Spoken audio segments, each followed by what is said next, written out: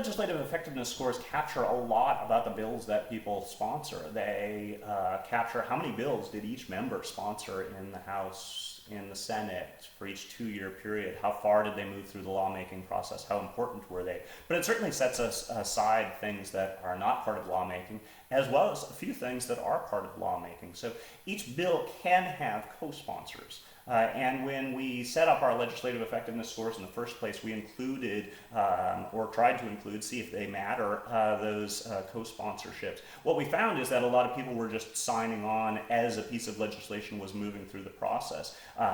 And to give them credit for effective lawmaking when all they were doing was signing on to show that they supported a particular idea, turned out to create metrics that were not as good as our legislative effectiveness scores, that weren't capturing as regularly the facts that we know that people in the majority party, committee chairs, subcommittee chairs, more senior members are more effective lawmakers. If we incorporate co-sponsorships in that, those measures get a lot muddier.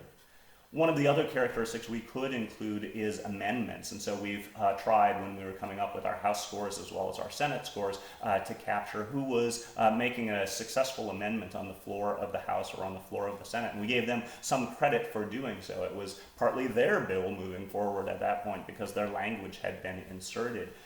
When we went through all of that work to characterize the amendments for all of those folks, what we found was that it was just very highly correlated as a metric, including amendments, as our classic legislative effectiveness scores were correlated, for those familiar with correlation coefficient, at about 0.98 or 0.99. So we're tapping into the same thing whether we include amendments or we don't include amendments.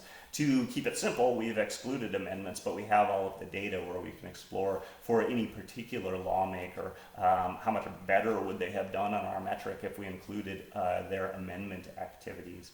Now, there are some things we simply can't capture at present. There's not good information about the amendments or changes to bills that are done within committees, and so we can't do a similar thing that we did for amendments on the floor for amendments in committee. We can start to capture what if somebody had an idea, a bill, maybe it was even moving forward through the lawmaking process, but then it was subsumed within a larger omnibus piece of legislation, or the language was reinserted into a different bill. That's a little bit tricky to capture, but as long as that original bill was written and put in the hopper, explored as a possibility for legislation, we capture that language, and we're able to capture that language. Scholars are starting to, and we're exploring this ourselves within the center, capturing that language and using what we find in universities, plagiarism software, to actually explore, is that same language finding its way through the legislative process and into law? And as such, we're hoping to generate a set of legislative effectiveness scores that also includes those who are working behind the scenes, whose language is incorporated in those later pieces of legislation.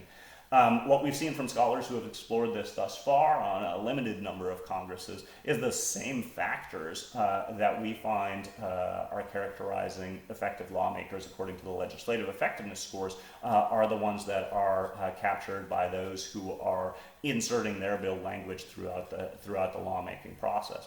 Nevertheless, it seems like a more robust measure might take that into consideration as well.